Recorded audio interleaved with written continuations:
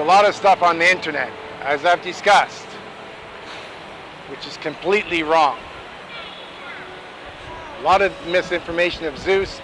People pertain that Zeus is Alexander the Great, which is wrong.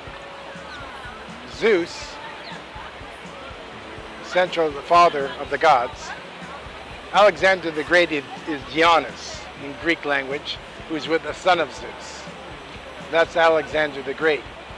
And if you see it, in terms of some of the mythology, it goes from here to, there's descendants of Alexander the Great. And they're in Pakistan, and they're in Afghanistan, and they're brown. And that's the whole thing of the sun within creation, which is the sun with the moon. So, Zeus is not Alexander the Great.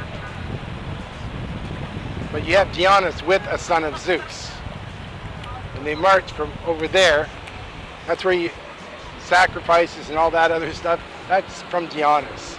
It's not from Zeus. I think Zeus sacrificed a pig when he invaded Jerusalem.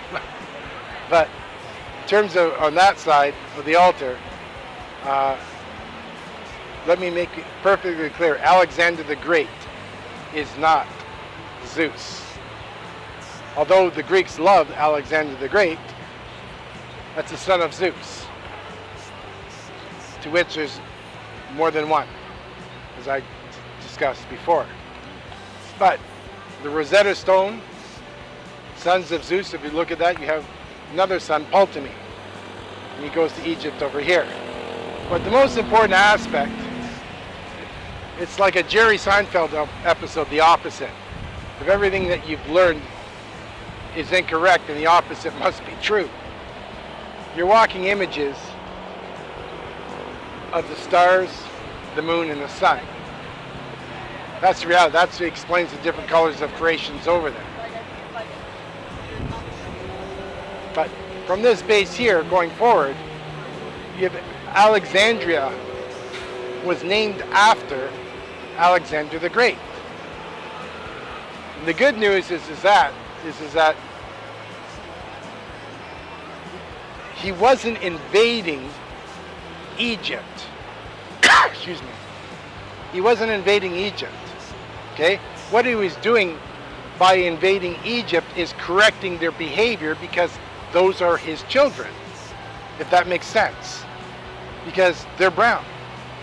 That's why it was Alexander. I'm here in Greece. This is Zeus's home. But when it pertains to Alexandria, which was named after him, that pertains to Jupiter, Osiris, and Horus. That's why it was named Alexandria. But that's his home. That's the spirit with the sun. The good news with this whole thing is that we don't have to invade Egypt or the Middle East, because I'm talking to you right now. Islam has been wrong for a long, long time. And it just goes to show you, all those people in Islam who have been wearing white should be wearing black, and the Orthodox should be wearing white, not black. White represents day, they come from night. So you get all this information that people, the religious experts, have been wrong. And a man of God, not a prophet as deemed in from the book of Ezekiel, or a seer and stuff like that, but an actual person walking with God, is straightening out this entire mess. Especially from my tribe in the United Kingdom, which pertains to the love of God. Hopefully they come back. But that's what our tribe is known for, is the love of God. It's heart. Whereas other tribes of El don't have the love of God in them. I've said this before. But Alexander the Great, it pertains to corrective behavior. That's why this stuff is taking place. It's equivalent right now what's happening with all the terrorists.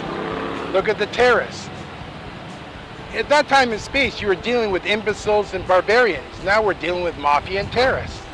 It's the same thing. The worst part is you're dealing with nuclear weapons and all this other crap.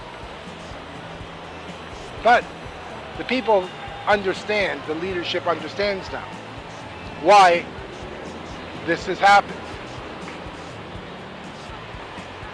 Jihad is against the commandments of God. That's why you wear white. There's no blood on my robe. That's a Christian thing. That comes from the Lamb of God. But not all tribes are the same. But I've done my best to communicate this message. Like I said before,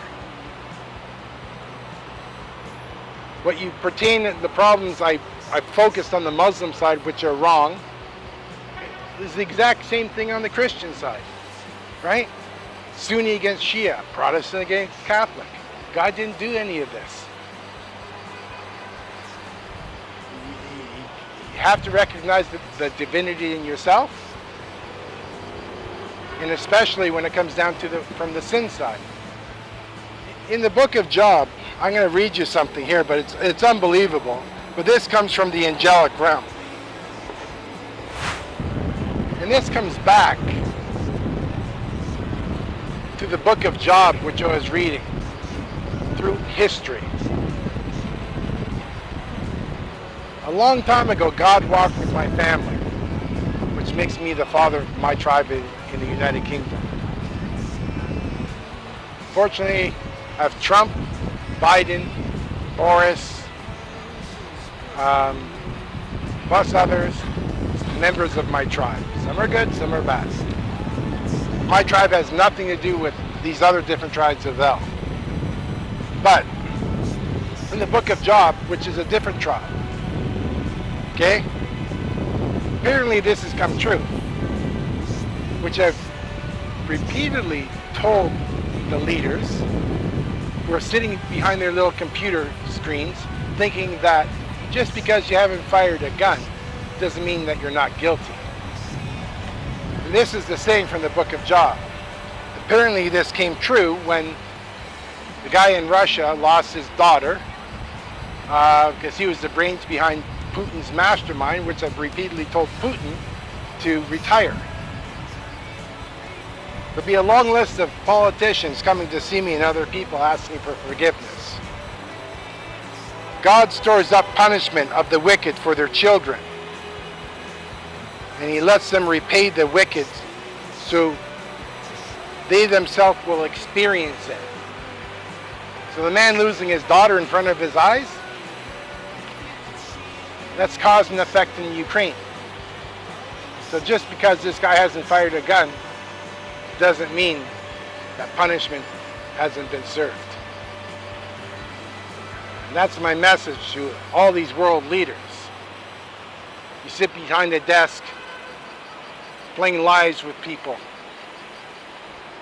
Just because you've done that doesn't mean that you're not guilty. Same as the Pope of Rome. He had every opportunity to stop this war, and all these religious people. He hasn't said a word. That's not how God operates, especially as a son of Zeus. But hopefully there'll be a long list of people outside my door asking for forgiveness of sins so it doesn't affect the karma of their children.